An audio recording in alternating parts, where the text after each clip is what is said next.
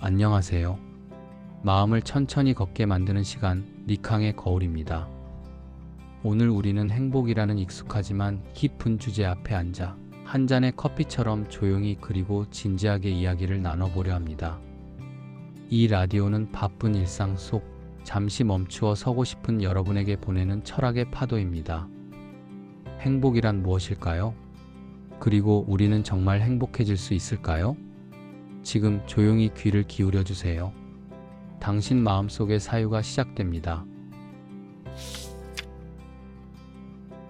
행복은 종종 기분이 좋은 상태로만 여겨집니다. 우리가 느끼는 감정 중 하나 혹은 짧은 순간의 기쁨 말이죠. 하지만 정말 행복이란 단순히 기분이 좋은 순간들의 합일까요? 그렇다면 기분이 나쁠 때 우리는 불행하다고 말해야 할까요? 고대의 철학자들은 그렇게 보지 않았습니다. 그들은 행복을 더 크고 깊은 것으로 여겼습니다. 기분이 아니라 삶의 방향, 그리고 그 삶이 얼마나 조화로운가의 문제로 생각했죠. 예를 들어, 잠시 슬플 수는 있어도 전체적인 삶의 흐름이 안정적이고 의미 있고 내가 나로서 존재할 수 있다면 그건 이미 행복한 삶이 아닐까요? 행복을 단지 기분으로만 생각할 때 우리는 매 순간 자책하게 됩니다. 기분이 가라앉는 날이면 나는 왜 이렇게 행복하지 않을까라는 쓸쓸한 질문을 던지게 되죠. 그러나 그날이 아무리 무겁더라도 그 속에서 나의 삶이 내가 추구하는 방향으로 가고 있다면 그건 충분히 의미 있는 하루입니다. 행복은 기분이 아니라 삶을 대하는 태도, 그 방향성의 문제일지도 모릅니다. 고대 그리스의 철학자 아리스토텔레스는 행복을 에우다이모니아라 불렀습니다.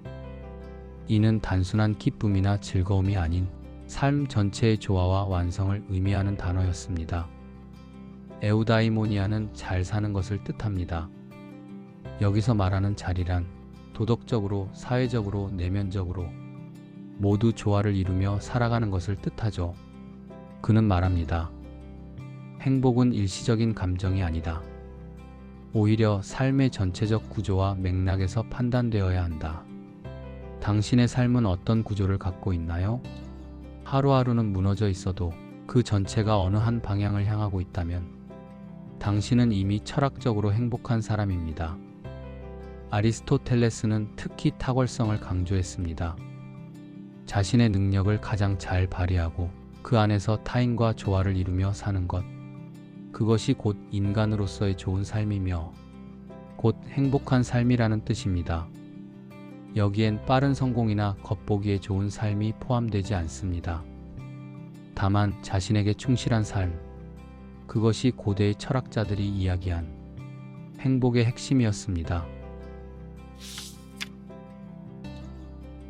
오늘날 우리는 언제 어디서나 타인의 삶을 볼 수 있는 시대에 살고 있습니다. 스마트폰 속 SNS는 매일같이 누군가의 웃음, 성공, 여행, 그리고 화려한 일상을 우리 눈앞에 펼쳐놓습니다. 그런데 그 모습들을 보고 난 뒤 당신은 어떤 기분이 드시나요? 괜히 초라해지고 내 삶은 왜 이렇게 평범하지 싶고 어디선가 뒤처지고 있다는 생각이 들진 않나요?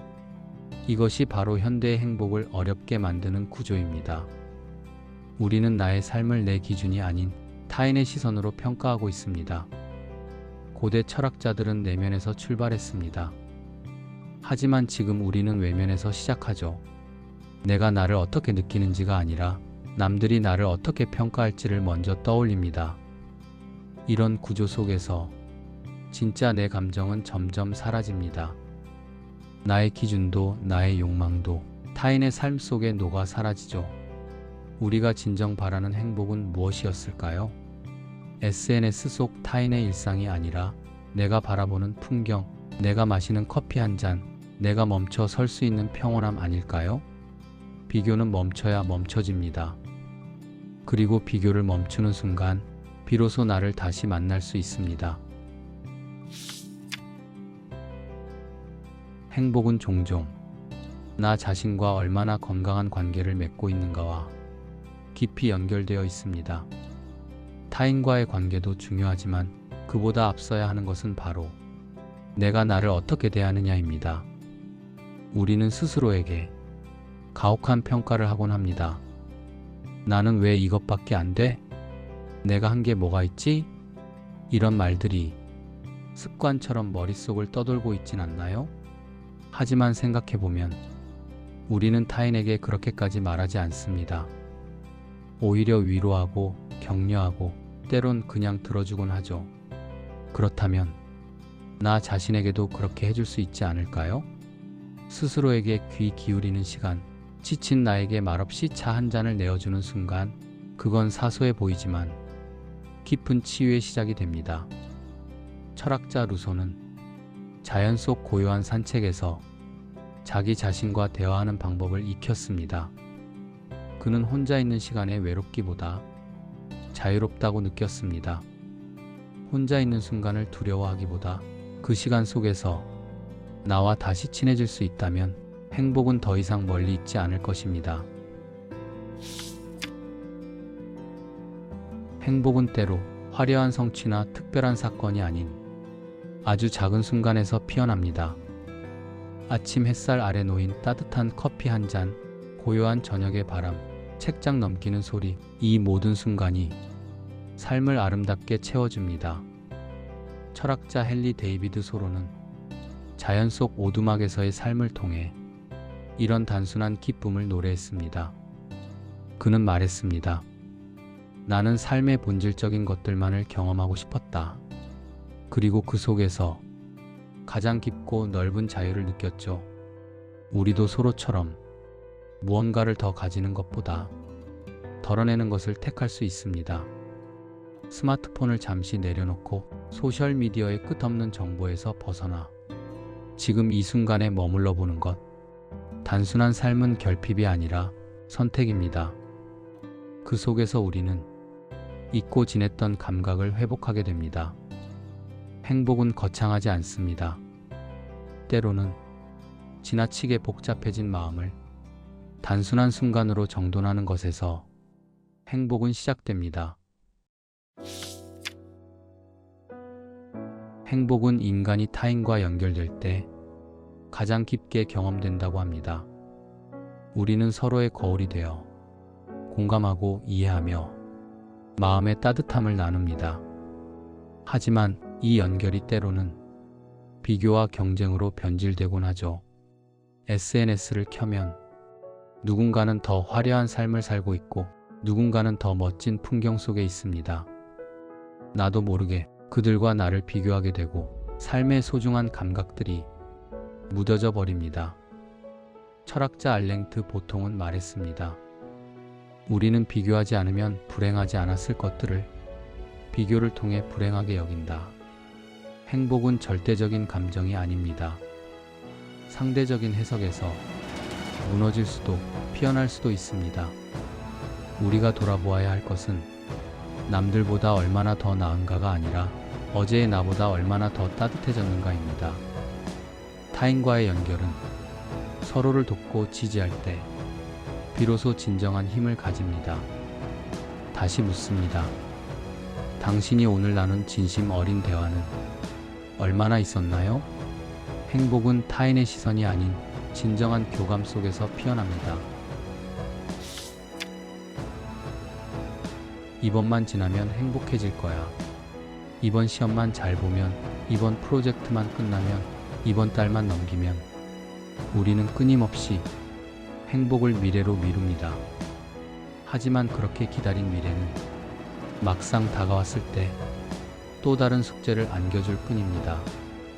행복은 늘 저 멀리 달아나 있고 우리는 그 뒤를 쫓느라 지금 이 순간을 놓칩니다. 이 순간 창문 너머로 비추는 햇살, 따뜻한 차 한 잔의 향기, 숨 쉬는 것만으로도 충분한 고요함. 그 모든 것이 사실은 행복일 수 있습니다.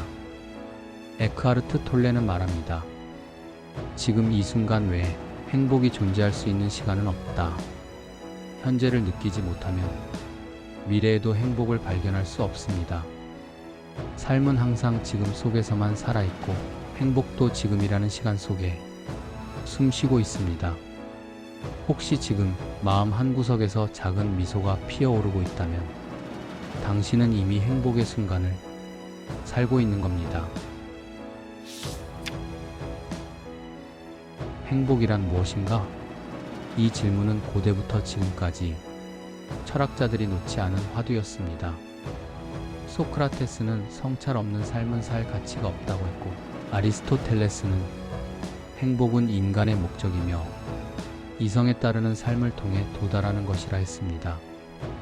칸트는 행복은 계산할 수 없다고 말하면서도 도덕적 삶을 통해 우리가 진정한 평안을 얻는다고 보았습니다. 니체는 우리는 삶의 고통까지도 긍정해야 한다고 말하며 아모르 파티 자신의 운명을 사랑하라는 강력한 철학을 제시했습니다. 이처럼 행복을 어떻게 볼 것인가는 철학자의 세계관과 인간관에 따라 다릅니다. 철학자들은 행복이 단순한 감정이 아니라 삶의 태도이고 내면의 구조라는 사실을 반복해서 이야기합니다. 그렇다면 우리에게 주어진 질문은 이것입니다. 나는 어떤 행복을 원하는가? 그 행복을 위해 어떤 삶의 태도를 선택할 것인가? 질문은 단순하지만 그 답을 찾아가는 과정에서 우리는 철학자가 됩니다. 당신의 철학은 무엇인가요? 행복은 거창한 것이 아닙니다. 어쩌면 우리는 너무 멀리 있는 것만을 행복이라 부르려 하는지도 모릅니다. 하지만 하루의 끝, 따뜻한 조명 아래에서 마시는 차 한 잔의 고요, 그 자체가 행복일 수 있습니다. 혹은 버스 창밖으로 스치는 노을, 길거리에서 스쳐간 아이의 웃음, 조용히 흘러나오는 음악 속에서 어느새 잊고 있던 감정을 떠올릴 때 그 순간 행복은 스며듭니다. 이런 일상 속의 행복은 우리가 특별히 무엇을 해야만 얻을 수 있는 것이 아니라 단지 보고 듣고 느낄 준비만 되어 있으면 언제든 만날 수 있습니다. 철학자 알랭트 보통은 우리는 일상의 반복 속에서 철학을 발견해야 한다고 말합니다. 행복 또한 그렇습니다. 기념일이 아니라 매일의 평일 속에서 찾아야 합니다. 지금 이 순간에도 행복은 우리 곁에 있습니다. 조금만 천천히, 조금만 조용히 바라보면 행복은 항상 웃고 있는 상태일까요? 문제가 하나도 없는 삶일까요? 우리는 종종 행복을 너무 완벽한 상태로만 상상합니다. 모든 것이 잘 풀리고 고통이나 슬픔이 없는 상태를 행복이라 착각하곤 하죠. 하지만 철학자들은 말합니다. 행복은 결핍이 없는 상태가 아니라 결핍 속에서도 의미를 발견할 수 있는 능력이라고. 빅터 프랭클은 홀로코스트의 참혹한 수용소 속에서도 삶에는 의미가 있다고 말했습니다. 삶이 우리에게 행복을 보장하지는 않지만 우리는 언제나 삶의 태도를 선택할 자유를 가지고 있다고요. 행복은 고통이 없어서가 아니라 고통을 견디는 방식에서 나올 수 있습니다. 삶이란 언제나 불완전하고 복잡하며 때론 피로하고 고단합니다. 하지만 그 안에서도 사람은 유머를 찾고 연대를 느끼고 고요한 기쁨을 발견할 수 있죠. 진정한 행복은 완벽한 조건에서 오는 것이 아니라 불완전한 삶을 수용하는 태도에서 비롯됩니다. 철학자 아리스토텔레스는 행복은 인간 존재의 궁극적인 목적이다라고 말했습니다. 그는 행복을 단순한 감정이 아니라 탁월하게 사는 삶이라 정의했죠. 즉, 잘 산다는 것이 곧 행복하다는 것이었습니다. 잘 산다는 건 어떤 의미일까요? 그것은 우리가 가진 능력, 즉 이성, 감정, 관계, 선택, 책임, 이 모든 것을 조화롭게 발휘하며 살아가는 상태입니다.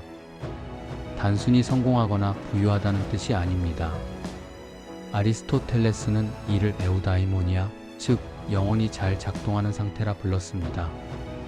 그에게 있어서 행복한 삶이란 선한 습관을 쌓고 덕이 있는 삶을 실천하며 자기 자신과의 일치를 이루는 삶이었습니다. 오늘날의 우리는 이런 개념을 자주 놓치곤 합니다. 행복을 외부 조건이나 타인의 평가에 맡기고 말죠. 그러나 진정한 잘 삶은 내가 어떤 사람인지, 어떻게 살아가고 싶은지, 무엇을 중요하게 여기는지를 스스로 묻고 답하며 살아가는 과정에서 시작됩니다. 나는 지금 잘 살고 있는가? 이 질문이야말로 가장 근본적인 철학의 시작이자 행복에 다가가는 길입니다. 행복은 나만의 것이 아니라 타인과 함께할 때 더 깊어진다. 이 말은 단순한 인용이 아니라 철학적 진실입니다.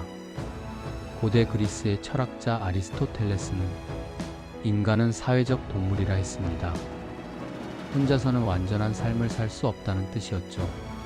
행복 또한 마찬가지입니다. 혼자 이룰 수 있는 행복은 어쩌면 아주 좁고 단기적인 것일 수 있습니다. 그러나 누군가와 나누는 웃음, 함께 보내는 저녁 식사, 서로의 고통에 귀 기울이는 순간들에서 우리는 훨씬 더 깊은 연결된 행복을 경험합니다. 심리학자 마틴 셀리그만도 긍정 심리학의 핵심으로 관계를 강조했습니다. 긍정적인 감정, 몰입, 의미, 성취, 그리고 그 중심에는 좋은 인간관계가 있다고 말하죠. 하지만 현대의 우리는 어떨까요? 타인의 시선에 지치고 SNS 속 비교에 상처받고 때론 관계에서 도망치고 싶기도 합니다.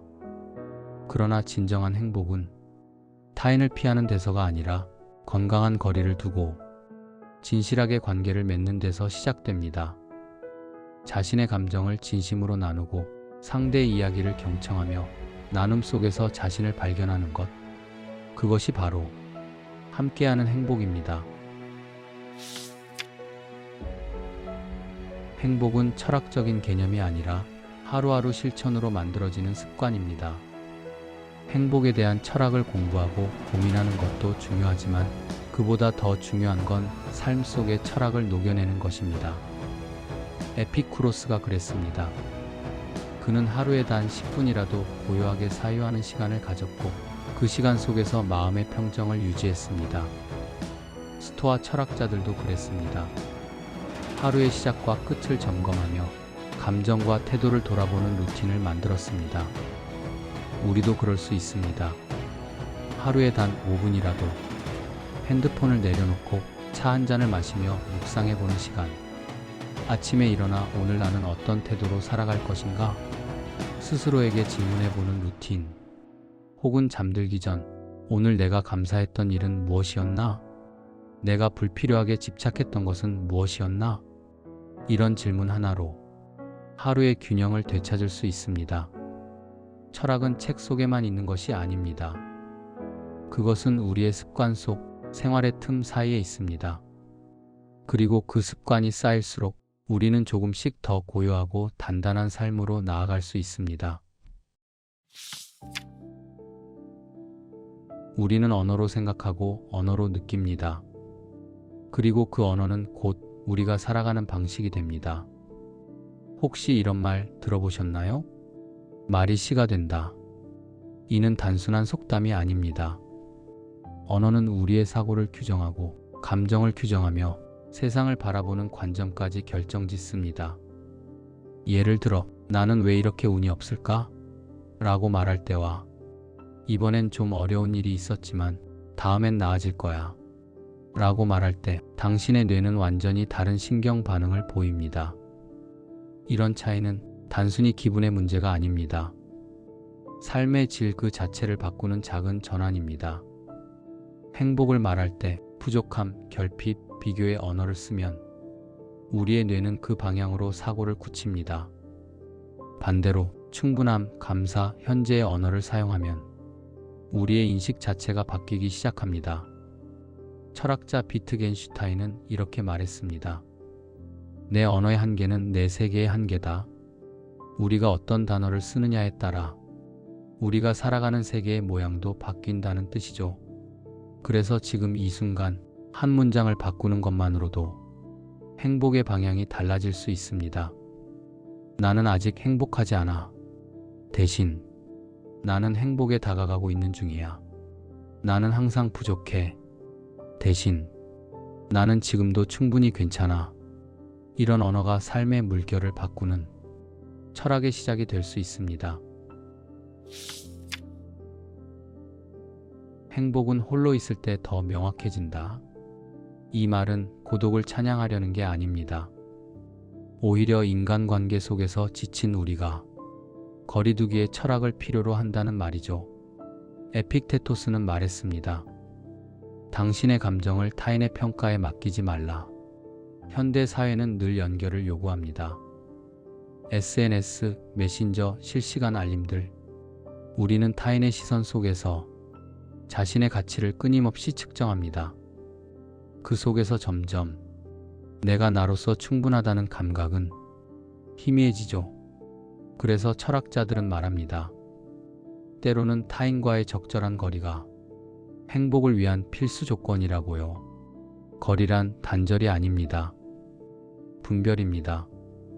누군가와 나를 비교해 작아지고 초라해질 때 그 비교를 멈추는 용기. 관계 안에서 내 감정을 설명하려 애쓰기보다 그저 조용히 스스로를 다독이는 시간. 이 모두가 내면의 고요를 만드는 철학적 거리두기입니다. 내 감정은 나의 것. 이 짧은 선언은 행복을 타인의 손에 맡기지 않겠다는 의지입니다. 타인과의 관계에서 나를 잃지 않기 위한 거리. 그곳에서 진짜 행복은 시작됩니다. 행복해지고 싶다.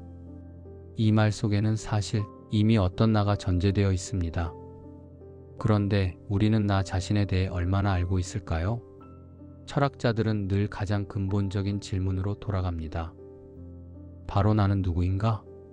이 질문 없이 시작된 행복 탐구는 자칫 타인의 기준에 길들여진 모조품이 되기 쉽습니다. 니체는 말했습니다. 너 자신이 되어라. 너 아닌 다른 것은 되지 마라. 이 말은 단순한 격려가 아닙니다. 삶의 본질적인 태도를 묻는 말이죠.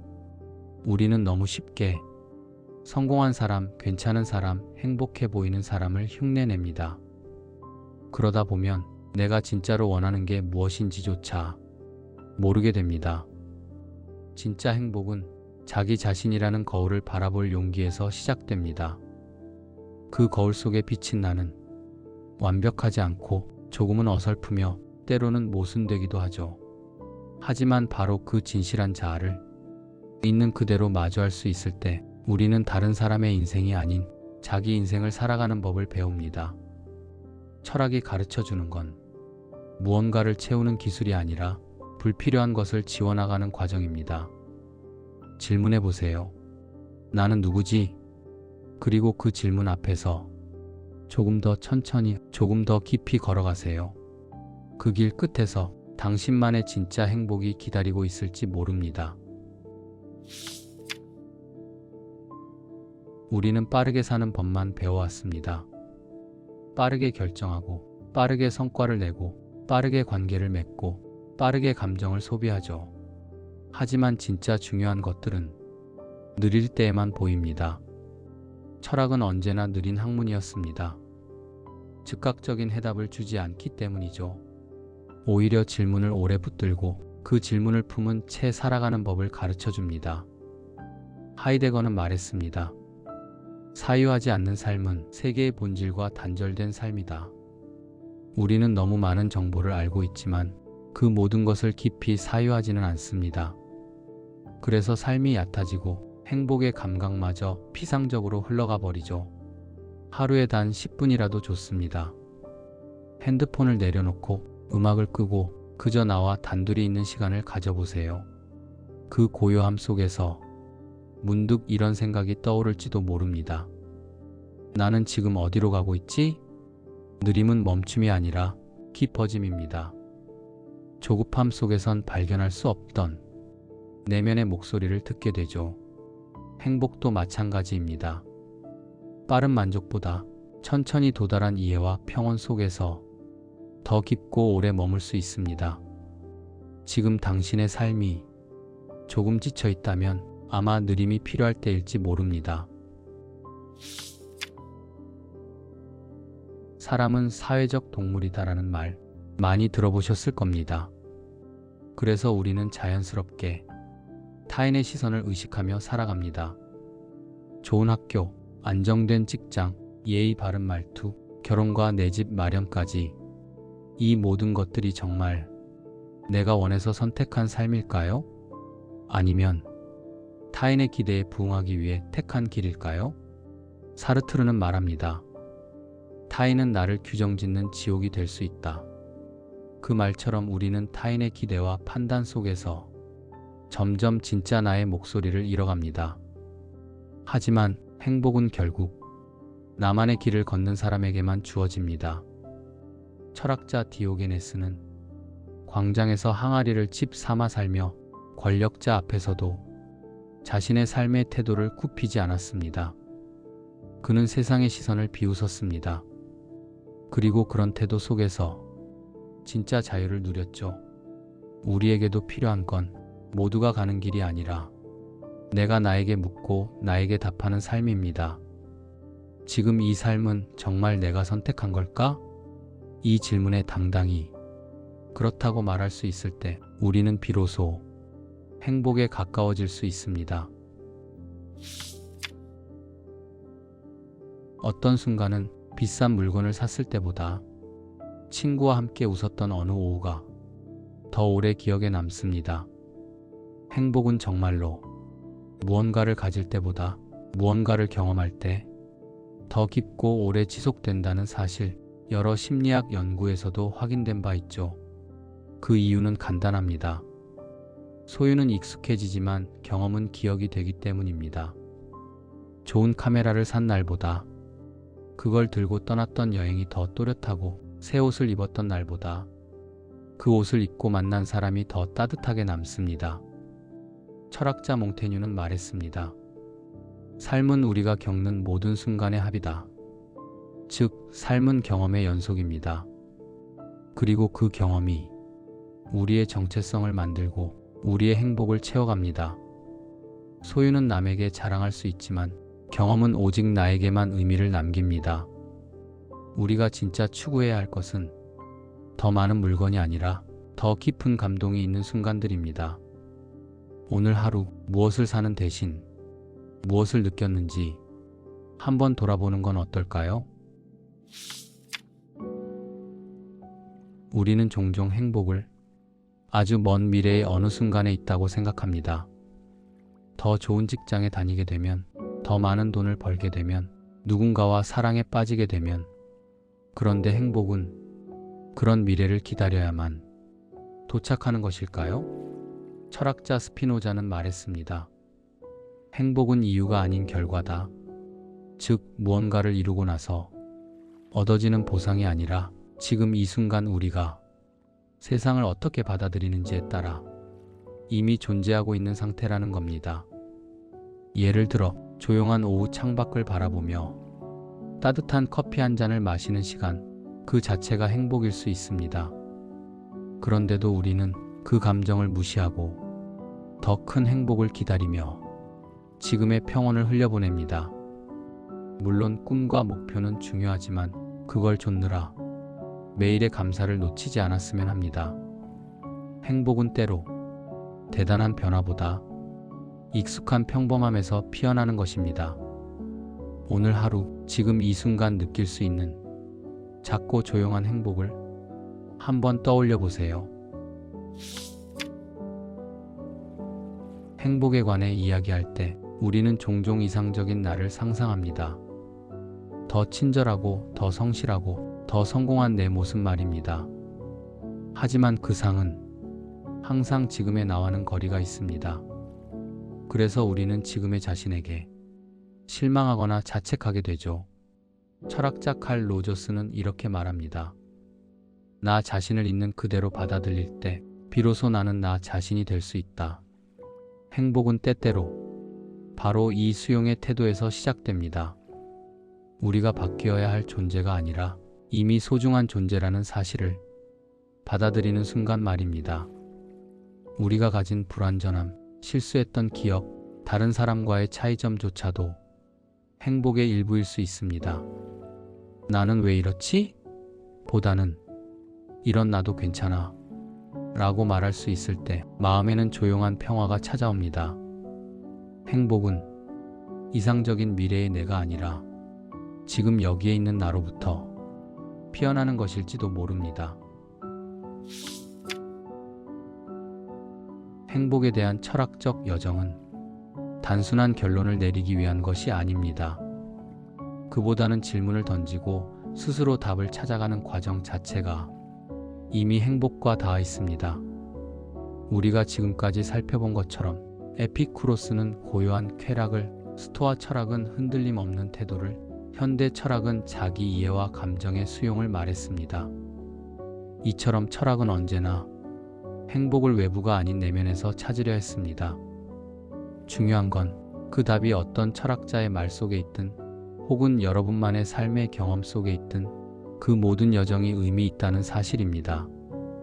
우리가 조금 더 생각하고 조금 더 느끼고 조금 더 조용히 멈춰 서서 나는 무엇을 행복이라 부를 수 있을까?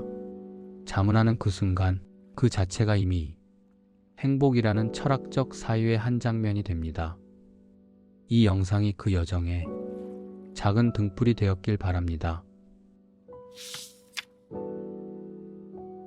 이 긴 여정을 함께 걸어주셔서 감사합니다. 리캉의 거울은 오늘 여러분과 함께 행복이라는 질문을 붙들고 천천히 사유의 숲을 걸었습니다. 행복은 어쩌면 삶을 어떻게 바라보느냐에 달려 있습니다. 바깥에서 주어지는 것보다 스스로에게서 만들어지는 조용한 울림. 철학은 대단한 지식이 아니라 그런 울림을 귀 기울여 듣는 일입니다. 차 한 잔을 마시며 하루를 돌아보며 오늘 나쁘지 않았어 라고 말할 수 있다면 그것이 바로 철학자가 말하던 행복 아닐까요? 이 영상이 여러분의 일상에 조금이나마 고요한 사유의 공간이 되었기를 바랍니다. 그리고 이 여정이 의미 있었다면 구독, 좋아요, 그리고 댓글로 당신의 생각을 들려주세요. 당신의 사유는 또 다른 누군가의 거울이 될 수 있습니다. 리캉의 거울이었습니다. 다음 시간에도 우리 함께 철학의 물결 위를 조용히 걸어보아요.